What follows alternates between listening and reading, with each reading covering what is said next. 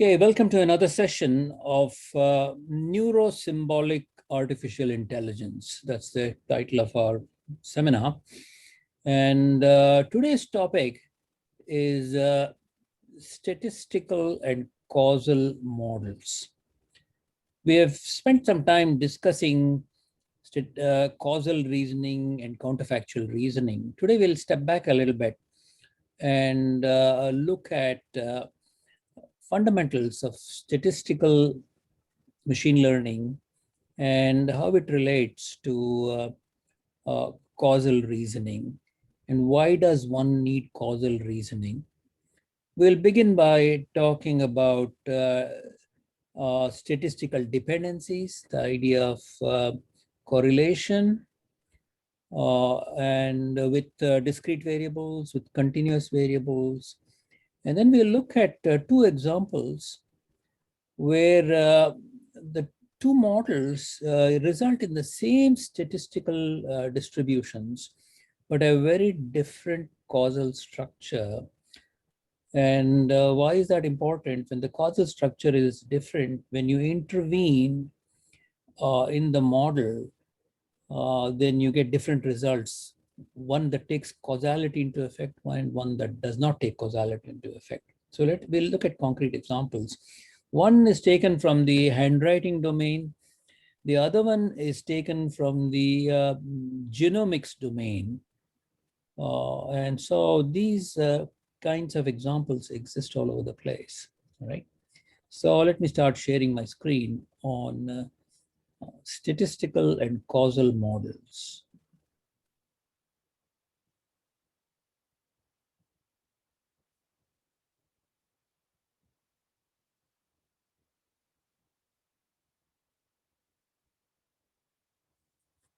Okay, so we have statistical and causal models is the topic for today. And so the discussion today will be an overview of the topic. We'll talk about probability theory and statistics from the point of view of contrasting it with causal modeling. And we'll talk a little bit about learning theory, which is the foundation of machine learning. And we'll talk about causal modeling and learning. And then we'll have the two examples of pattern recognition taken from the domain of handwriting recognition. And the other one is the example of gene perturbation. All right, this slide is a contrasting between statistical learning and causal inference. In these discussions, we use the word inference to include both learning and reasoning. Learning is the part about looking at the data and learning the model. Inference is using the model, looking at the data and inferring what it is. So in statistical learning, we infer dependence among random variables from data. We observe the data. We have an example next. The example is based on a joint sample of two variables and given new values. So one may predict the other. Most of supervised learning is about this problem where we have two samples, that is the input and the output. And so we have many examples of it. So in the future, for a new input, we predict the other one, which is what is the class. Such a study provides an insight about how much harder causal inference is. The reason we want to take a fresh look at statistical learning is not for the point of view of machine learning, but from the point of view of how much harder causal inference or causal reasoning is. In causal inference is no longer a fixed joint distribution, but a structure that implies multiple distributions. What is that? So we're saying it's not a joint distribution of two variables, input, output, but we are talking about what if the input changes in such a way that the output distribution itself changes. All right, so we'll be looking at situations like that.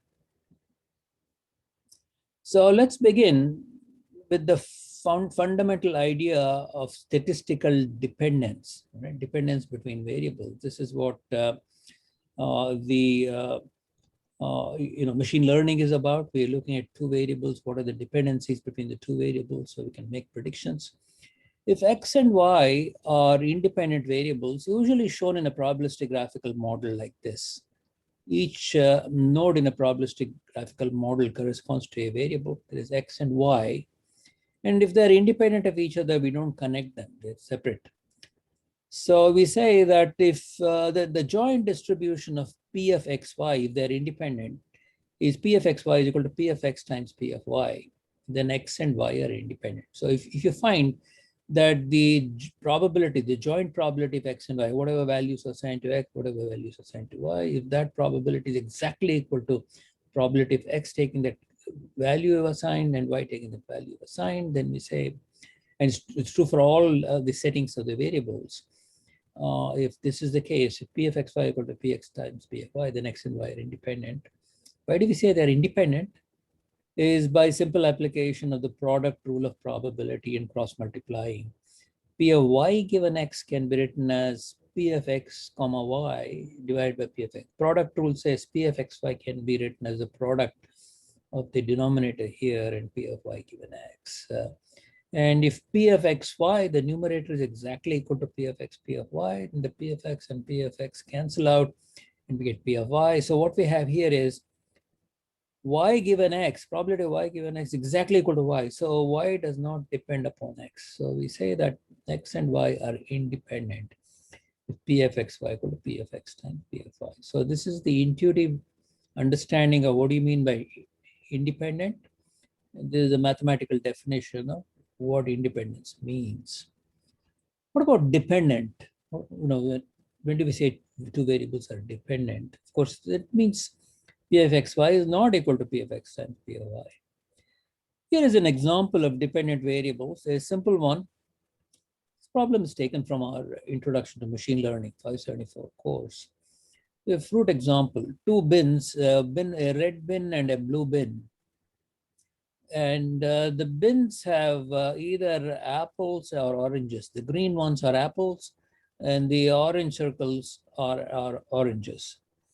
And let's say the data set looks like this. There are 6 plus 2, 8 fruits in this bin, red bin. There are 4 fruits in this blue bin. The distribution is 2 apples, 6 oranges in the red bin, 3 apples and 1 orange. And supposing we assign some prior, we pick a bin, the prior probability.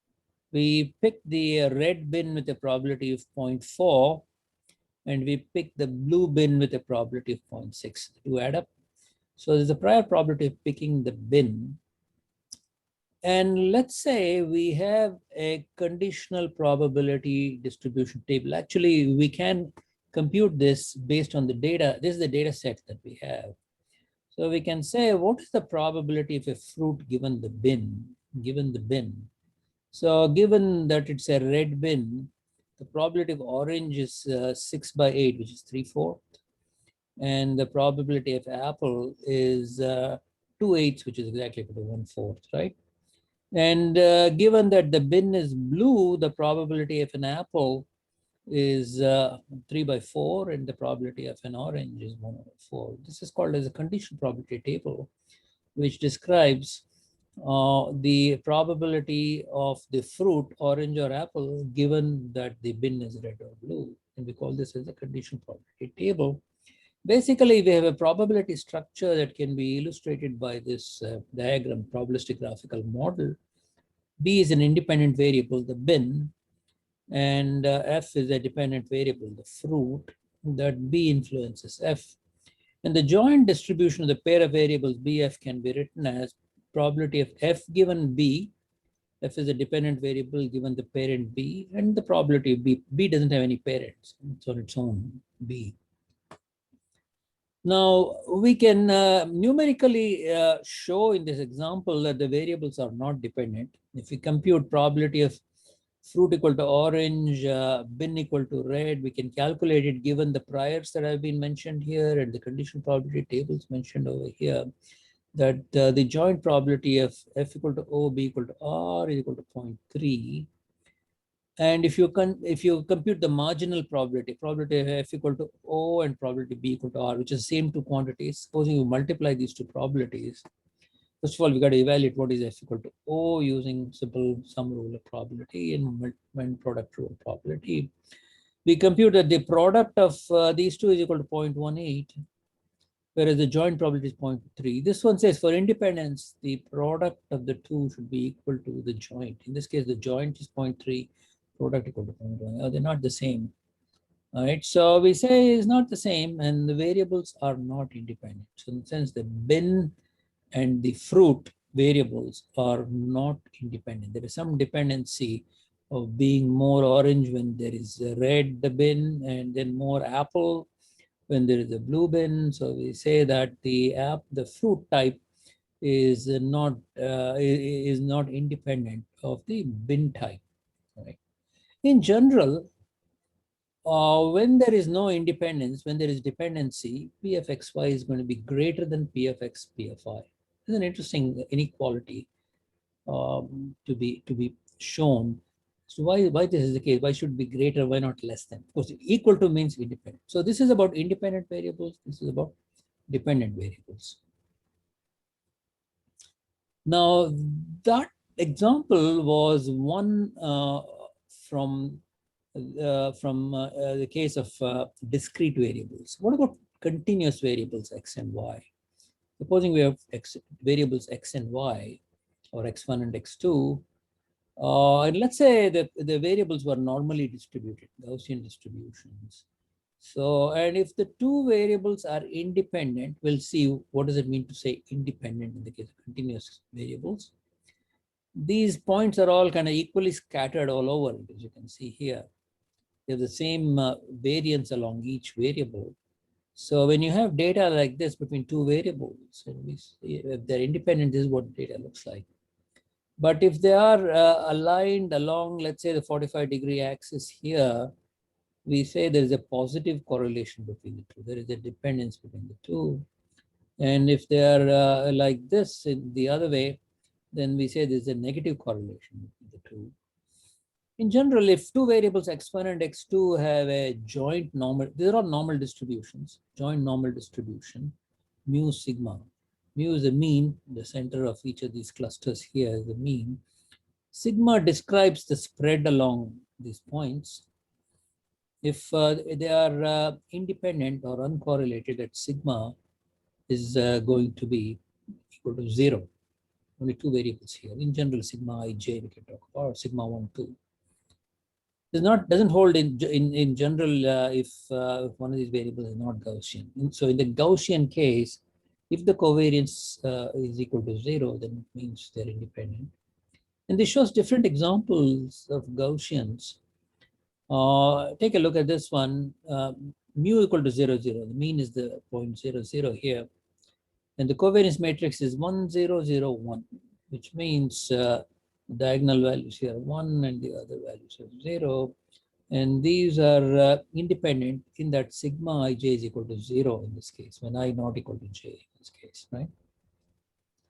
And in this case, we have mu equal to 0 minus 2. So in this case, we have the mean slightly lower value in the previous case, 0 it was. And now we have the covariance matrix is 5, 0, 0, 1. That is, the variance along one direction is 5, the other one is 1, which means the spread along the x-axis is high and the spread along the y-axis is smaller. Still, it's independent because sigma ij is equal to 0 here. So this is also independent. Only difference from this and this is the sigmas are the same here and the sigmas are different over here.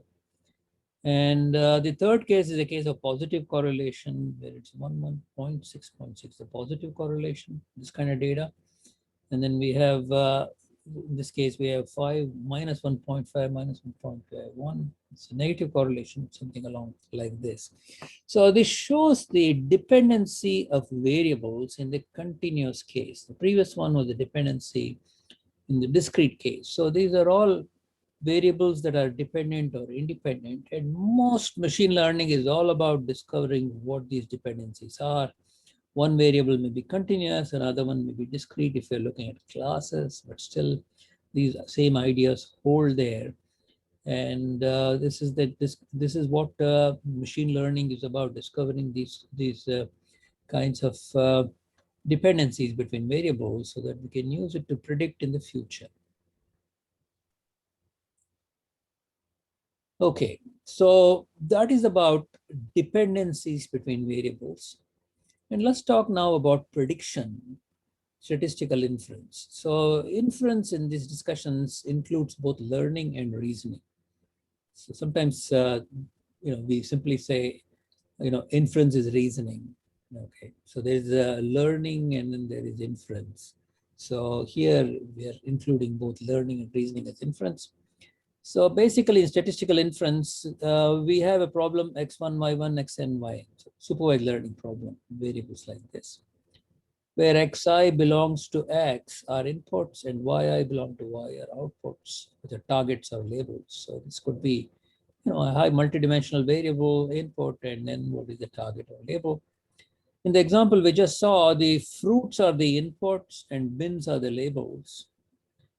And we may be wanting to make a prediction. If I see a fruit equal to red, a bin equal to red, what is the other way around? Supposing we see a fruit equal to orange, and we are to predict which bin. If you see an orange, what's the probability that it came from the red bin?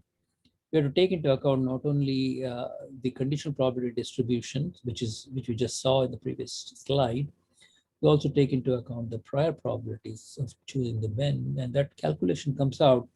If you see an orange, there is a good probability that it came from the red bin.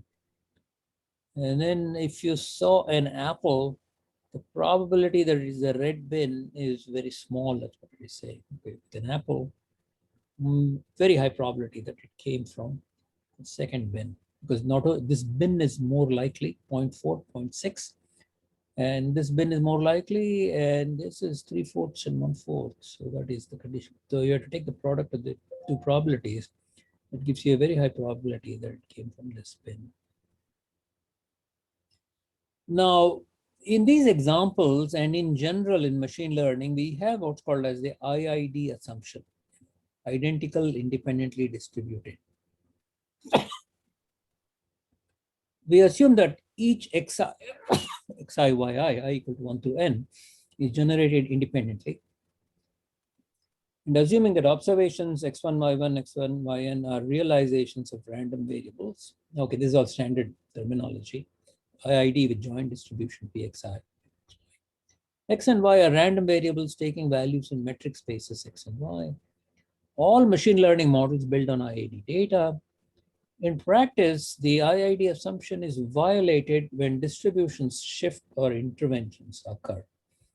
So we are saying that machine learning methods largely assume that they're IID.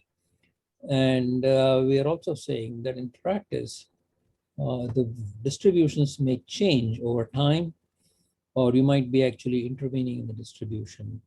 And in which case you may be dealing with a slightly different distribution than you originally started out with.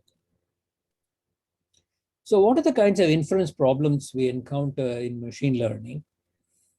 And then we say how difficult these problems are and how causal problems are even harder. So inference problems. We are interested in properties of Pxy. This is the joint distribution of the input and output variables, such as regression. Expectation of the output given input. Given the input x has a certain value, small x, and what is the expected value of y, the output variable? And in regression, that y is assumed to be one of the real numbers, right? So in regression, it's a continuous value. So we say the expectation of output given the input is the function we're trying to compute, f of x. Binary classifier, assign x to class and say f of x equal to argmax y belongs to y, in the sense over all the possible classes, in this case 2 class case, y equal to y given x equal to x, and the y is equal to plus or minus 1. So that's one definition of a binary classifier, and of course it's generalized to multiple classes using softmax. And then the third problem is the unsupervised learning problem.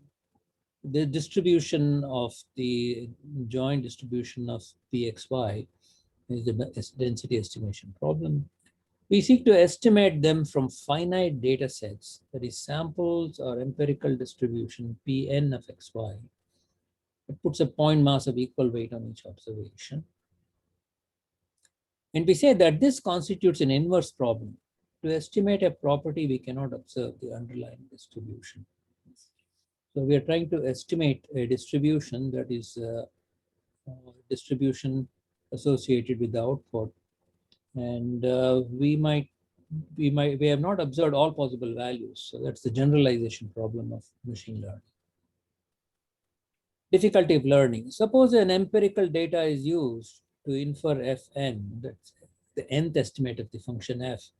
F can be a regression, binary classification, or density estimation. For any x not in x1, y1, xn, y, and conditional expectation is undefined, we can define f on samples and extend it, set f to +1 outside the sample for piecewise linear f.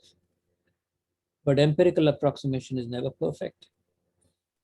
One solution is Bayesian priors. You assume a certain prior distribution. So you use that to get a posterior or regularization. And deep learning is full of methods for regularization. So complexity of learning arises due to solving an inverse problem with empirical data. We see that the problem is an inverse problem. The distribution generates the data from the data tell us what the distribution is. So that's referred to as an inverse problem rather than using the distribution to generate the samples, which is the forward problem. Causal learning is harder than this. Learning problem itself is difficult. We say causal learning is even harder. It is ill-posed on two levels. So we say that there are two levels of ill-posedness in causal learning. One is statistical. A finite sample size will never contain all information about the underlying distribution. This is the problem. You take a machine learning program to learn how to drive a car. It has learned how to drive a car based on all your examples. But the example you're going to ask it to perform on may be one that it has never seen before, and it has to perform on that. So this is the difficulty, that how do you figure out how it should perform in a scenario it has never seen before. And we do this by some kind of an interpolation or smoothness or prior or regularization.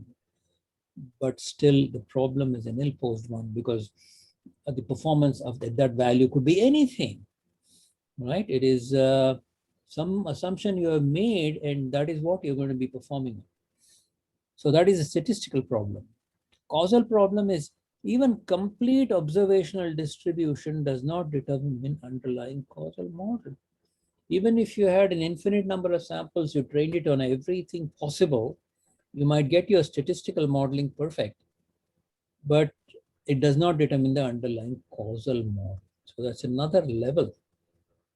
So machine learning solutions have high performance, but training and testing distributions cannot differ by intervention or other changes. So training and testing distributions have to be changed by intervention, and that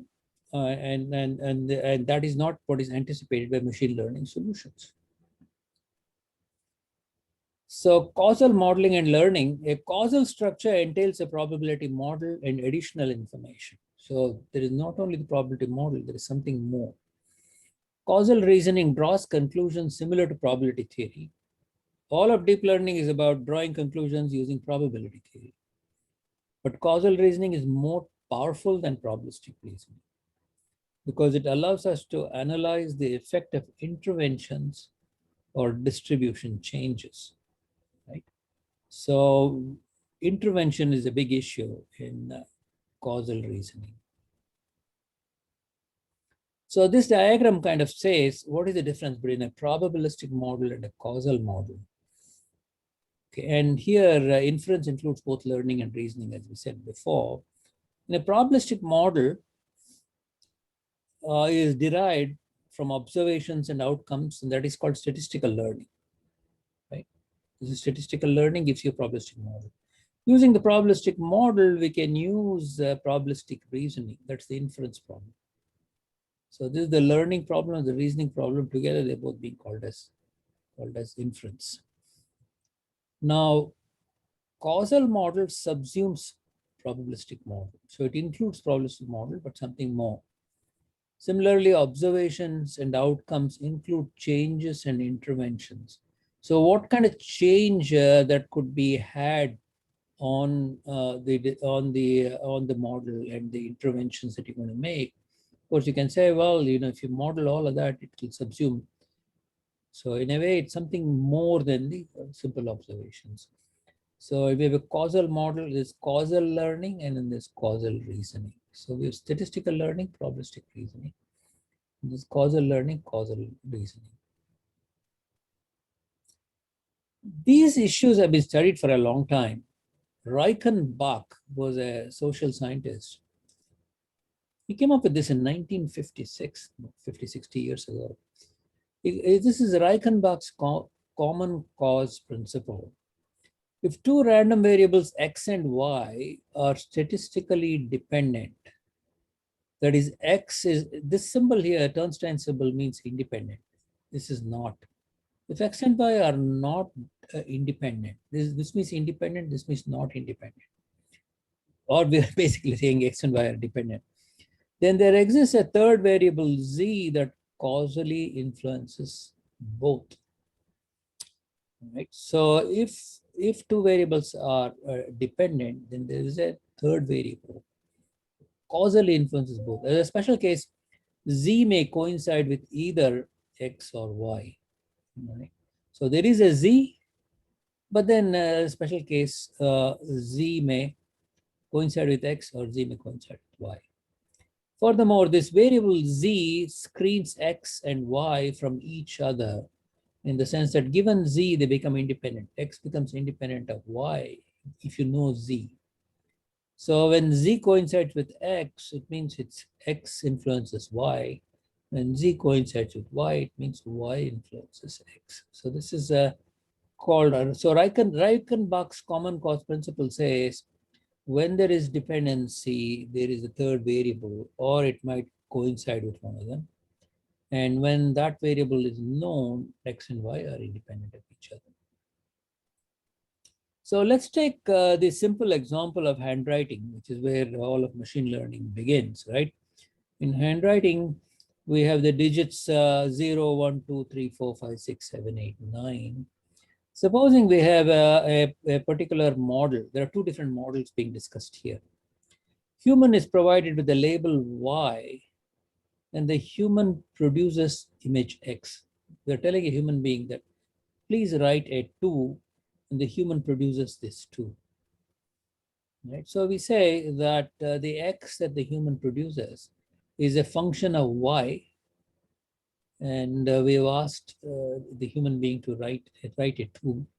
And there is a certain range of writings that exist in the human, so we model that as n of x, some normal distribution perhaps.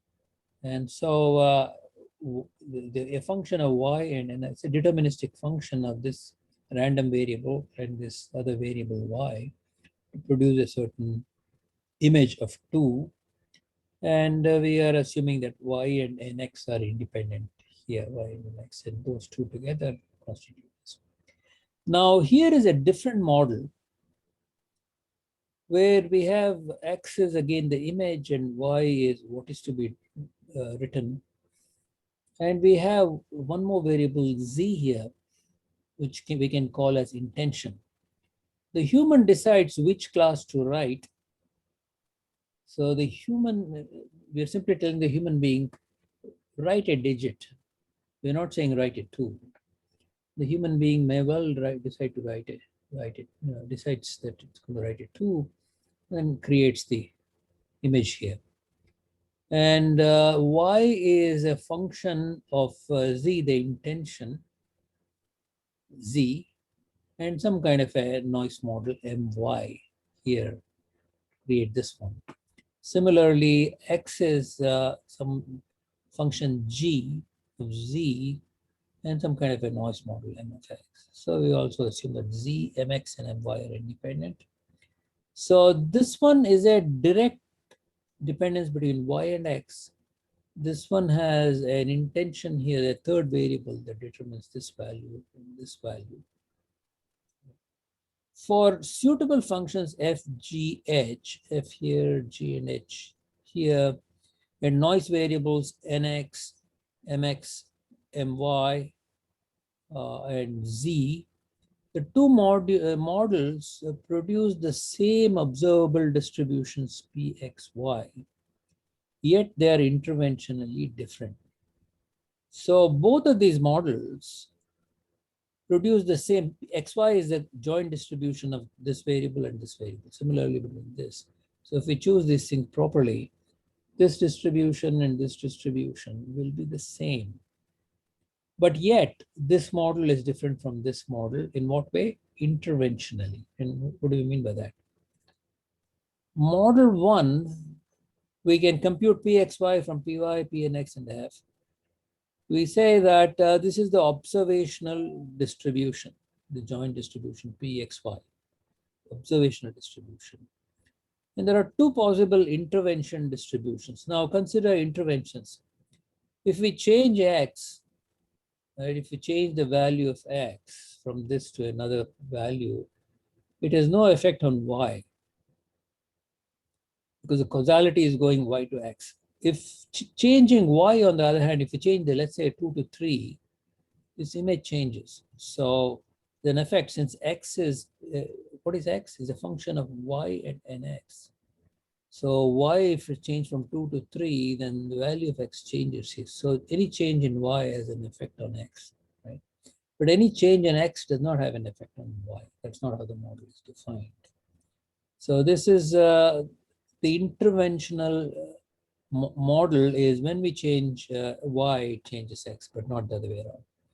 Model 2, parameters can be changed, can be chosen to make observational distributions identical. We just saw that this values of x and y and this value x and y can have the same distribution. Changing x has no effect on y as before. Changing y will not affect the image x because in this case we have a third variable, and we just saw Reichenbach's common cause principle. When you know the intention here, x and y are independent of each other. So y will not change x. So there is no dependency between these two variables. So this model has a dependency between the two variables. This model, by knowing a third variable, it does not, y does not have an influence of x. It's z is shielding x from y. So we can now say that the two models have the same observational distributions, but they have different intervention distribution. This one has a change when you make a y to x. This one does not. So these two models are referred to as structural causal models. Models are structural causal models. They model physical mechanisms. Structural causal model, or SCM, entails a joint distribution over variables, and it gives all these equations how they're generated. Same distribution can be generated by different SCM. This was a structural causal model. This was a structural causal model. The same distribution can be generated by different SCMs. Information about the effect of interventions, information about counterfactuals may be lost when we make the transition from an SCM to the probability model. Probability model is just modeling x comma y, probability distribution x comma y is the same as this and this, but all the effect of interventions, counterfactuals, and so on are lost when we just use only a probability model. So we can now talk about a taxonomy of models. That is, how are all these models organized? So a basic statistical model is here. Causal graphical model is over here.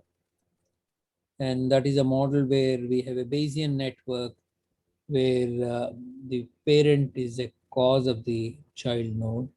Structural causal model gives more information about how the values are formed from the parent variables and handles interventions and so on. Mechanistic or physical model is up here. Most detailed model is a mechanistic or physical model involving differential equations. And the bottom statistical model can be learned from data. That's the least detailed model. And in between are the causal models. And the causal models abstract away from the physical realism here and retain power to answer interventional or counterfactual queries. The columns here are predict in IID setting. So can you make predictions? All of these models can make predictions. Yes, yes, yes, yes. Predict under changing distributions or intervention. Mechanics, the first one can do mechanistic, and then this SCM, the causal graphical model can do, but not a statistical, simple statistical model. Answer counterfactual questions. Mechanistic physical models can do that, and structural causal models can do that, but not simple graphical causal graphical models. Obtain physical insight. You can get it from the first one, and maybe possible in the middle two, but not in the last. Learn from the data. This last one, of course, you can learn from the data. These things need more than learning from the data. Or something, question mark here. Maybe sometimes, may not be sometimes. So what about predicting the outcome of intervention? We have seen that different causal structures lead to different intervention distributions. So these are two different structures. And when we make an intervention, there is a change in the distribution. In this case, there's no change in the distribution. Sometimes we are indeed interested in predict the outcome of a random variable under such an intervention. So what if I make an intervention, let's say in one of these models, and ask you what's going to be the output? And that's itself an interesting question, and you can get different answers because, depending upon what kind of model you're working with. Consider following oversimplified example from genetics. Okay, here is an example from genetics, a gene perturbation example. So we have an upper row here. These two figures are from the upper row. And we have a lower row. These two figures from the lower. So the first one is the activity of gene A. The second one is activity of gene B, where the x-axis is the activity of gene A. Y-axis is what's called as phenotype. So these are things that they discuss in genetics. And for instance, with gene A, supposing we say the activity of gene A is 6. And we ask what is the value of the phenotype? It lies somewhere between 12 and 18 over here. Right? So we can say from this data set, which is the data we have from examples, we can say what is the relationship between the activity and the phenotype. Right? And activity of gene B is very similar to that. It's not exactly the same data, slightly different data. It looks the same. And if the activity of gene B, if the activity is 6, when we ask the question, the phenotype is between, again, the same thing, between 12 and 18. Right? But let's say this came from a statistical model where the relationship between gene A and the phenotype was a direct one. Gene A influences phenotype. Right? This is the model. Second one is gene B and the phenotype are there, but they both have a confounder variable influencing them. Observationally, the relationship between gene A and phenotype and gene B are almost exactly the same. Now we do an intervention. Supposing we say, what if the activity is no longer 6, but we change it to 0? And we ask the question, what's going to be the phenotype value? So we are saying this is going to go to 0. So if we have a direct relationship between gene and phenotype, maybe it's just going to follow the almost 40-degree line here, right? So it'll be a linear fit. It's a linear fit between the two, and we can predict this red range over here is just continuing this. When the activity is 0, the value is probably going to lie here. Just like when it was 6, it was between 12 and 18. 0 is probably going to be correspondingly between 0 and 5 here, right? But what about the second model? Here, gene B and phenotype are both influenced by some other variable. There is no direct relationship between the two. So again, we're asking a similar question. Earlier on, you said when it was activity was 6, the value is between 12 and 18. What about at 0? So we look back here and in the data, there's no data here and we want to predict it. And we're saying there is no relationship between these two, phenotype and gene B, when you know the confounder. Which means the value may probably lie anywhere in this range we saw and not in some kind of a linear relationship here, as this might be suggesting. So we've got to say that if this is the model at hand, then the answer to this question, the activity of gene A equal to 0, what is the phenotype? We say between 0 and 5 here, and here the answer is between maybe 8 and 18. So we are getting two different answers for a very similar data set for a prediction we want to make of data we have not seen. That's very profound, because we are saying that if we make an intervention, we might be getting very different results. So summary of the gene example. As in the handwriting example, more models chosen such that the joint distribution of gene A and phenotype equals joint distribution over gene B and phenotype. So in the handwriting case, joint distribution over gene over the two models were the same. Similarly, they were the same between the gene and the phenotype. No way of telling between the top and bottom situation from just observational data, even if sample size goes to infinity. Summarizing, if we are unwilling to employ concepts from causality, we have to answer I do not know to the question of predicting a phenotype after deletion of a gene. So we have statistical data, and that is not enough to predicting a phenotype after you are doing an intervention in some experiment, genetics experiment. What would happen if we intervene by removing this gene? We cannot make the prediction without knowing what type of a causal model. So that's what we have here. And we will continue with more of this thinking on causality. Okay. All right, that's the lecture for today.